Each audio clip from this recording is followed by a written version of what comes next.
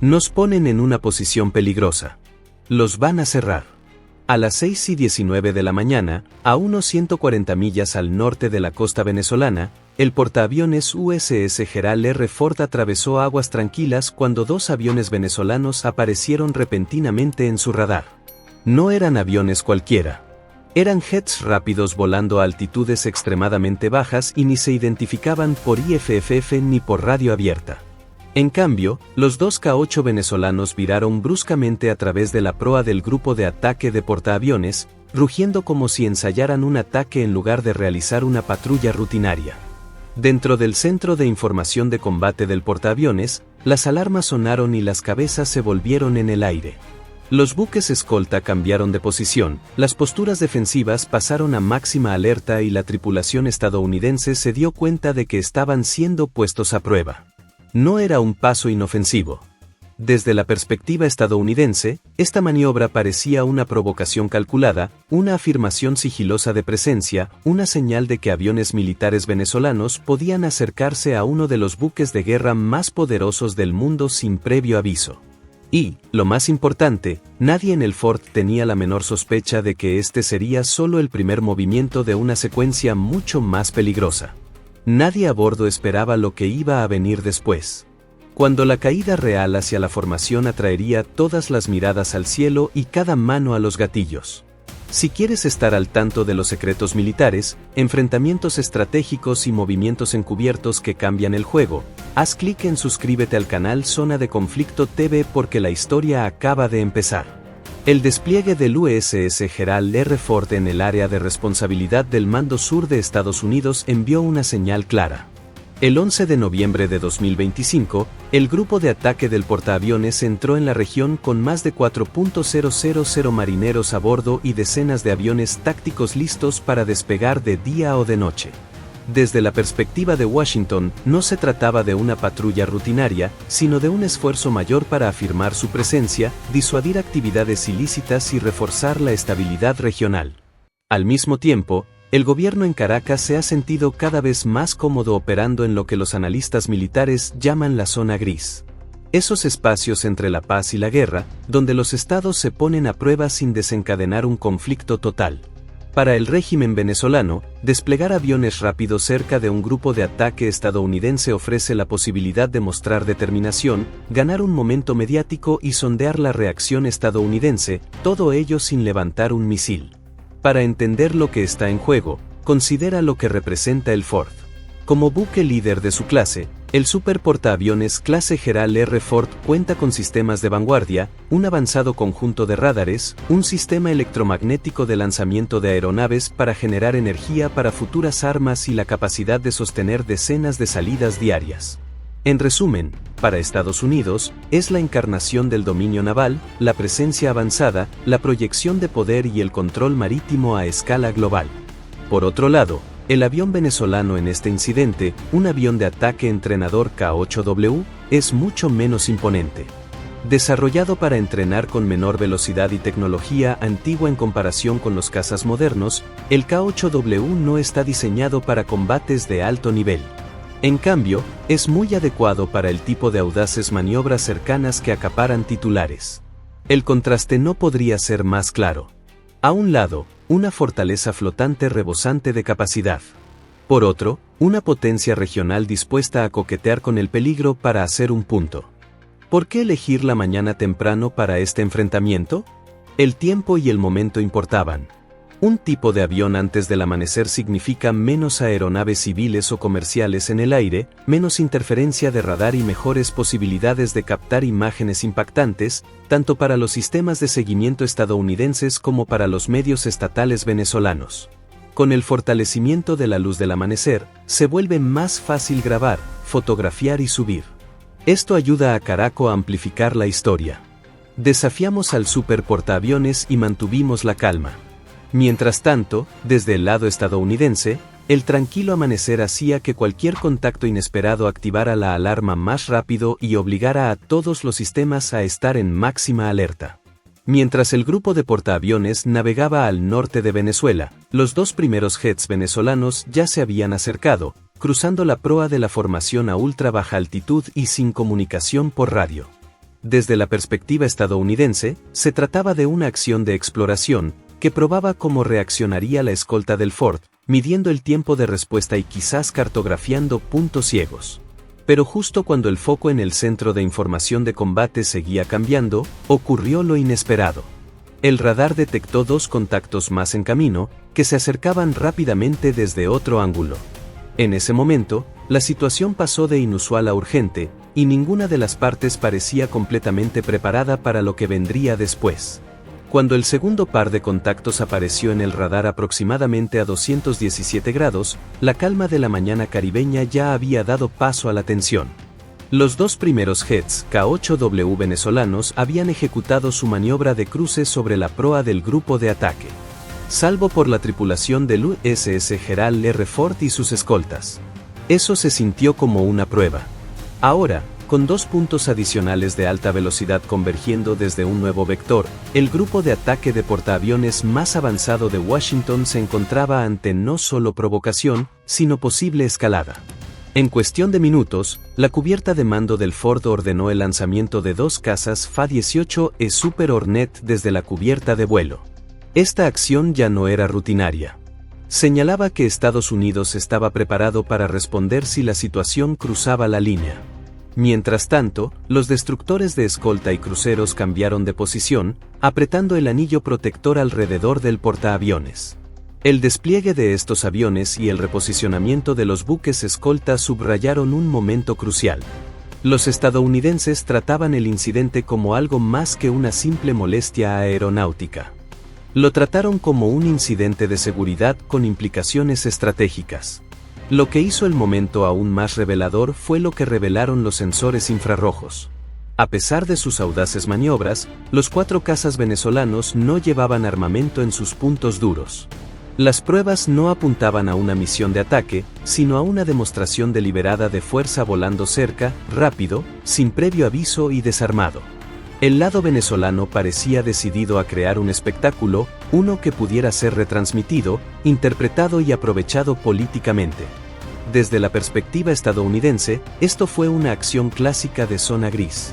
Agresivo pero por debajo del umbral de la guerra abierta. Sin embargo, los estadounidenses no lo tomaron a la ligera. Los Hornet ascendieron rápidamente, radar fijado y postura defensiva activada. El Ford mantuvo el rumbo, silencio por radio salvo por comunicaciones críticas para la seguridad. Los buques escolta adoptaron posiciones de cobertura y la tripulación del portaaviones permaneció centrada en el horizonte. Sin embargo, lo que Estados Unidos no hizo fue intentar derribar o interferir el avión venezolano. Esa contención era en sí misma una elección calculada, una demostración intencionada de que la capacidad suprema no siempre se traduce en respuesta cinética. Justo cuando la situación parecía contenida, ocurrió una sorpresa. Uno de los cuatro aviones venezolanos se separó del resto del grupo, descendiendo a una altitud extremadamente baja. Ejecutó una audaz picada invertida directamente hacia la formación. Desde el punto de observación del puente, el mega portaaviones y su escolta miraban hacia arriba mientras esta estela solitaria cruzaba el cielo, gritando hacia la proa de un destructor estadounidense. La trayectoria, velocidad y altitud se combinaron para activar alertas de maniobras inseguras dentro del centro de información de combate del Ford. Por un momento, pareció que todo el grupo de ataque del portaaviones tuvo que contener la respiración. El salto no fue un ataque en el sentido clásico. No se dispararon misiles, ningún objetivo bloqueado para disparar armas, pero la audacia era inconfundible. En esa secuencia instantánea, el piloto venezolano comprimió todo el peligro de la guerra en una sola acrobacia impresionante. La respuesta estadounidense volvió a ser disciplinada. Los Hornets seguían al jet rebelde. Los buques escolta monitorizaron su trayectoria y el portaaviones no mantuvo ninguna desviación de su rumbo original. Más importante aún, no se inició fuego defensivo, preservando así el umbral de aversión al riesgo que Estados Unidos buscaba presentar. Lo que ocurrió después fue más allá de los aviones individuales y entró en un teatro más amplio de presencia y proyección. A medida que los aviones venezolanos comenzaban a alejarse, algo en el radar del Ford cambió. Durante solo unos segundos, una pintura de radar de puntería de uno de los contactos venezolanos parpadeó en el grupo de portaaviones. Ese fugaz bloqueo de objetivo puede que no fuera un lanzamiento de misil, pero en la guerra aérea naval, a menudo sirve como el equivalente digital de un arma amartillada. La tripulación estadounidense asimiló el mensaje. Eres visible. Eres rastreable. Estás bajo observación. Sin embargo, Estados Unidos también envió su contramensaje. No respondemos precipitadamente. Respondemos con un control calculado. Cuando el humo del incidente se disipó, los aviones venezolanos abandonaron el lugar, silenciosos y desarmados, dejando atrás una formación de buques y aviones que había mantenido su rumbo. Desde el punto de vista estadounidense, esto no fue ni una derrota ni una victoria directa en combate. Era una demostración de determinación y disciplina. La capacidad del Ford para absorber una audaz inmersión a baja altitud, mantener el rumbo, mantener a sus escoltas preparados y lanzar interceptores sin escalar a un combate total ilustraba una ventaja estratégica que va más allá de lo táctico. En resumen, el cierre de los 4 jets se desarrolló menos como un combate aéreo y más como una operación de inteligencia o señalización bien ensayada. Para Caracas, era una obra teatral arriesgada. Para Washington, fue un ejercicio de calma bajo presión. El buque de guerra estadounidense había superado la prueba, no disparando primero, sino manteniendo el rumbo y dejando que su capacidad hablara por sí misma. La calma de la mañana se rompió en un instante. Mientras los 4 aviones venezolanos se acercaban al grupo de ataque del USS Gerald R. Ford.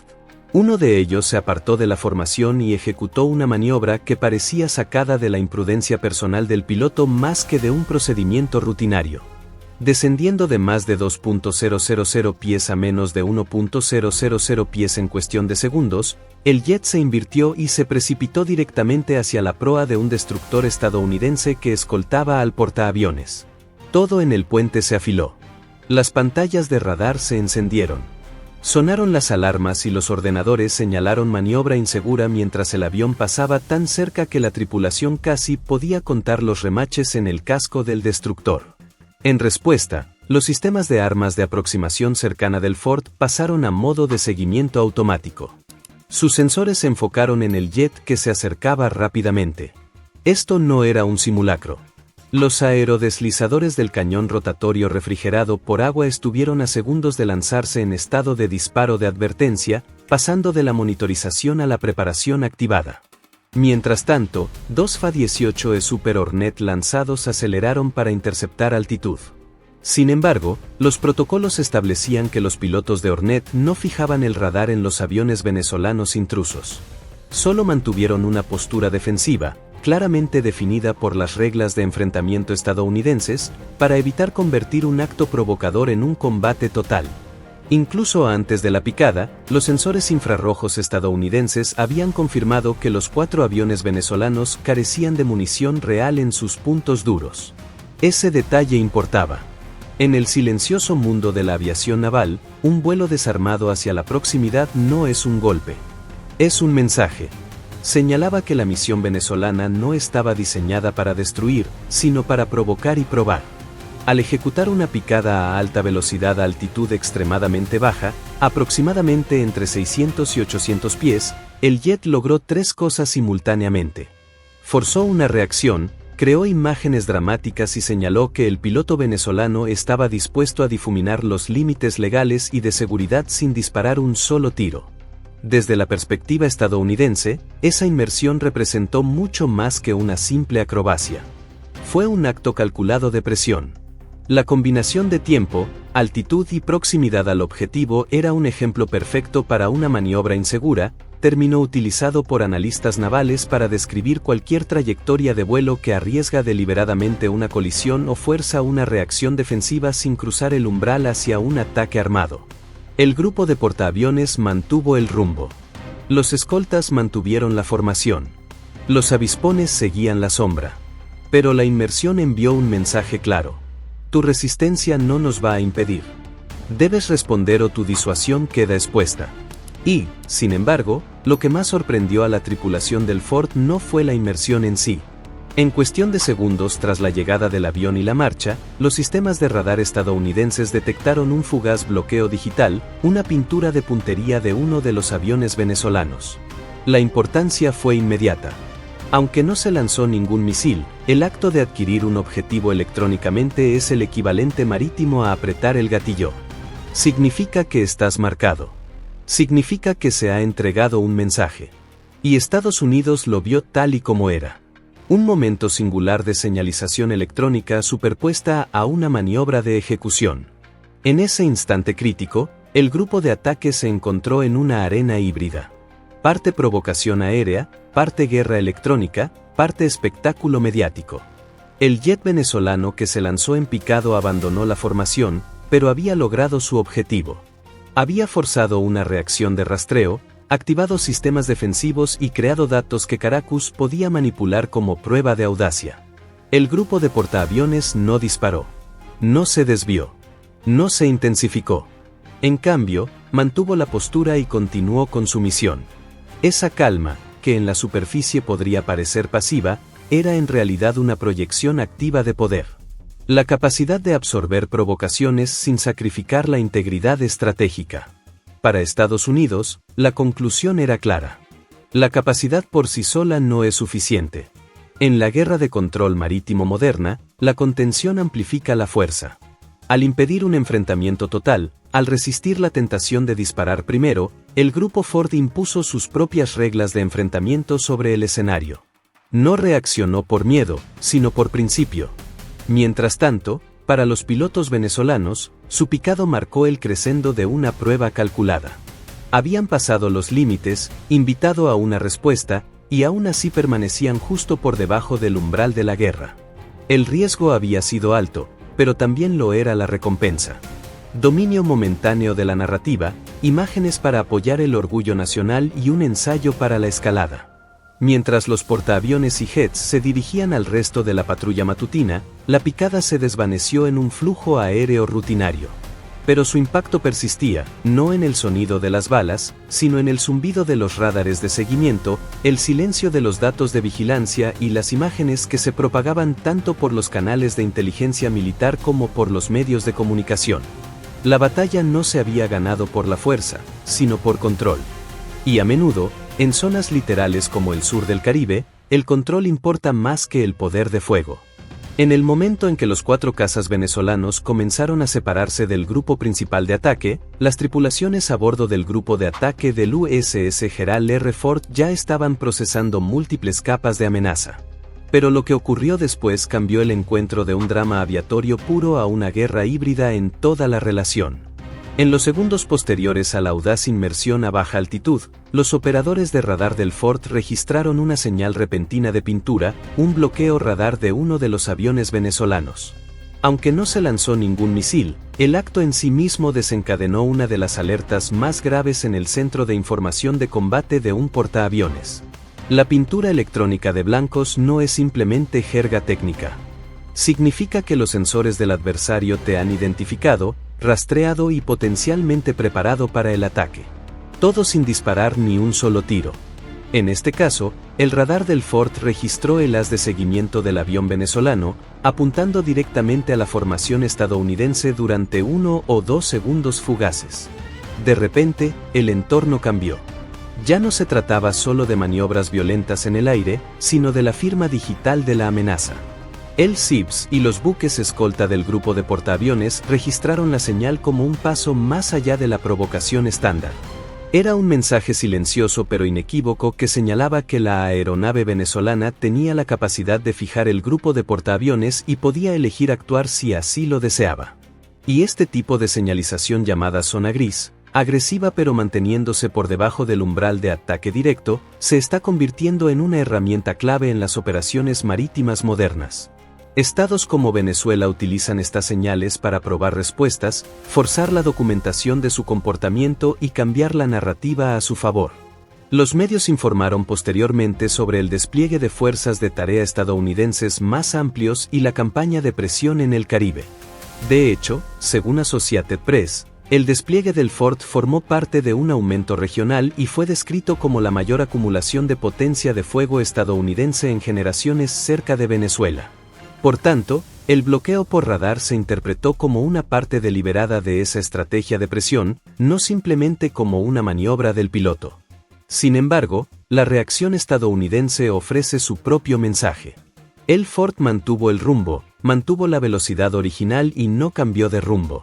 Los Hornet y los buques escolta permanecieron en postura defensiva reprimida, sin escalar ni retirarse. Esa estabilidad era en sí misma una elección. En términos estratégicos, al negarse a desviarse, Estados Unidos envió una señal. No nos sorprende. No nos intimidamos. Y no nos dejaremos atrapar por una trampa. El hecho de que el portaaviones no desviara ni lanzara armas a pesar de llevar la señal electrónica demuestra que el control, y no el impulso, es la medida moderna de la fuerza. La calma del portaaviones contrastaba fuertemente con el tono confrontacional del movimiento venezolano. La inmersión mostró audacia. El bloqueo mostraba intención. En conjunto, revelaron una estrategia de 2 pasos. Primero, el espectáculo para captar la atención y forzar la reacción. En segundo lugar, la interacción digital para probar umbrales. Y aunque no se disparó ningún arma, el daño ya estaba hecho. La formación estadounidense reveló sus disposiciones, ventanas de reacción y reglas de enfrentamiento. Toda información valiosa para futuros enfrentamientos. Sin embargo, la historia no terminó con la salida de los jets. A medida que desaparecían en el horizonte, la batalla cambió de medio, pasando de los haces de radar y los buques de guerra a los titulares y las imágenes de la televisión estatal. Los medios estatales venezolanos afirmaron rápidamente que el portaaviones estadounidense se había visto obligado a retirarse, aunque los datos navales y del ICE mostraban que el Ford mantenía su rumbo. El contraste sugería que el verdadero ganador en ese momento no era la fuerza que disparaba, sino la que controlaba la narrativa. Desde el lado estadounidense, este evento sirve como ensayo en encuentros marítimos modernos. La capacidad de absorber una inmersión provocativa, registrar una señal de objetivo, mantener la formación y responder solo cuando sea necesario, todo ello mientras se preserva la libertad de acción habla del carácter cambiante del poder en el mar. El despliegue del vado en sí ya era una gran escalada en la región. Los informes describen más de una docena de barcos de la Marina estadounidense, además del portaaviones que se mueve hacia el Caribe en una campaña que el Pentágono denominó hoy Operación Southern Warfare. No se trata solo de balas y misiles. Se trata de quien ve a quien primero. Se trata de quien graba el momento. Se trata del control de los cielos, el control de los mares y el control de la historia. Cuando un bando se sumerge bajo y el otro mantiene el rumbo, el resultado depende menos del daño causado y más de la definición de potencia. Mientras los jets venezolanos desaparecían en el horizonte y el grupo de ataque del portaaviones estadounidense estabilizaba su rumbo, el suave zumbido del mar no significaba que el evento hubiera terminado. Lo que siguió se transformó en un terreno diferente, una batalla de narrativas. En Caracas, la televisión estatal emitió un titular que resonó por América Latina y hasta Washington. El USS Gerald R. Ford se vio obligado a retirarse de la región. El locutor afirmó que el poderoso superportaaviones estadounidense, enfrentado a maniobras agresivas venezolanas, se retiró bajo presión. Sin embargo, los datos mostraban una verdad diferente. Las señales automáticas del sistema de identificación, los movimientos publicados de la Marina de Estados Unidos y el seguimiento de código abierto mostraron que el portaaviones mantenía su rumbo y velocidad sin desviaciones. Según Reuters, el despliegue del Ford en la región supuso una clara escalada de la presencia naval estadounidense. La propia Marina de los Estados Unidos describió el incidente no como una derrota en combate, sino más bien como una operación calculada de demostración de fuerza destinada a disuadir, no a enfrentarse. En esencia, la narrativa mediática venezolana buscaba crear una victoria simbólica. Al transmitir que Ford había retrocedido, Caracas buscó reforzar el orgullo nacional, reclamar fuerza frente al dominio estadounidense y señalar a una audiencia nacional que el régimen seguía desafiante. Por otro lado, Estados Unidos demostró que no necesitaba disparar ni girar para afirmar poder. El principio romano de mostrar fuerza sin golpear se desarrolló en tiempo real a través de las olas silenciosas del Caribe. Tras bambalinas, el despliegue militar estadounidense frente a la costa venezolana ya estaba siendo objeto de atención.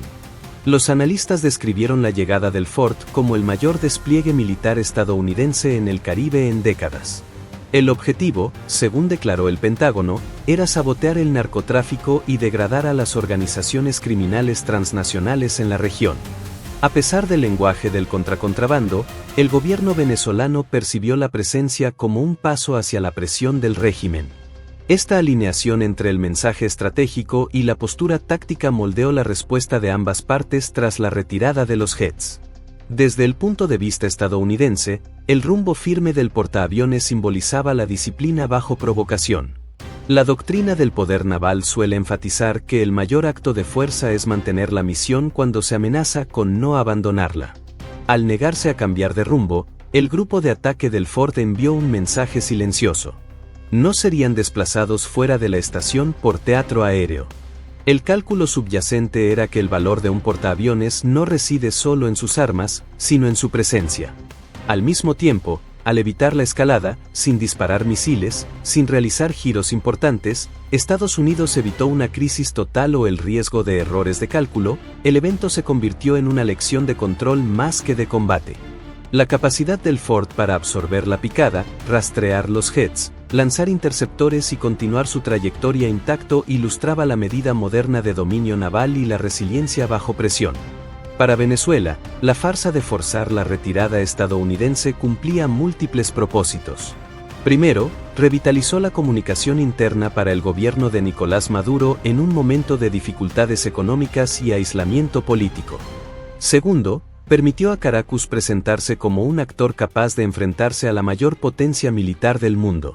Y tercero, al provocar una reacción de Estados Unidos, concretamente la postura calmada y la cobertura mediática del portaaviones, Venezuela reescribió el incidente como una victoria simbólica. Sin embargo, bajo la superficie, la verdadera disputa no era quién disparaba primero, sino quién controlaba las consecuencias. Una vez que los jets se fueron, el grupo de portaaviones volvió a las operaciones rutinarias y el rumbo del Ford permaneció sin cambios. Mientras tanto, Venezuela inundó sus medios estatales con afirmaciones de retirada y victoria estadounidenses. Fue un recordatorio de que, en la era de la guerra en la zona gris, el medio armado suele ser la narrativa en sí. Y, sin embargo, la pregunta definitiva persiste. ¿Por qué aceptó Venezuela el riesgo en primer lugar? Cuando una pequeña flota de caos antiguos desafiaba a un grupo de ataque de portaaviones, invitaban al escrutinio, rastreaban los tiempos de respuesta y creaban datos para su análisis. Al obligar a Estados Unidos a revelar cómo reaccionó, Venezuela trató el incidente como una investigación más que como una batalla. Se arriesgaban a un error de cálculo porque la ventaja, ganar la historia, era mayor que el coste de la escalada.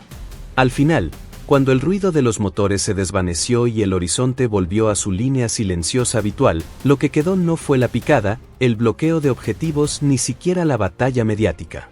Era la intención detrás de todo. Para Venezuela, el objetivo nunca fue destruir un portaaviones estadounidense. Era para capturar un momento. Al empujar aviones K-8 más antiguos hacia el grupo de ataque más avanzado del mundo, Caracas creó imágenes que podían ser reproducidas, celebradas y enmarcadas como prueba de desafío.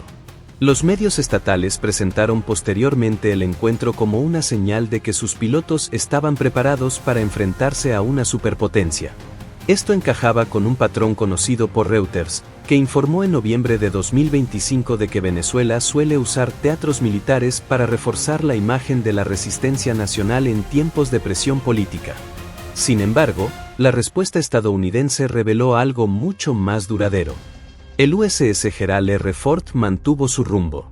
Los buques escolta mantuvieron la formación y la Marina de los Estados Unidos eligió la disciplina en lugar de la escalada, demostrando que la fuerza se mide no solo por la capacidad, sino también por el control.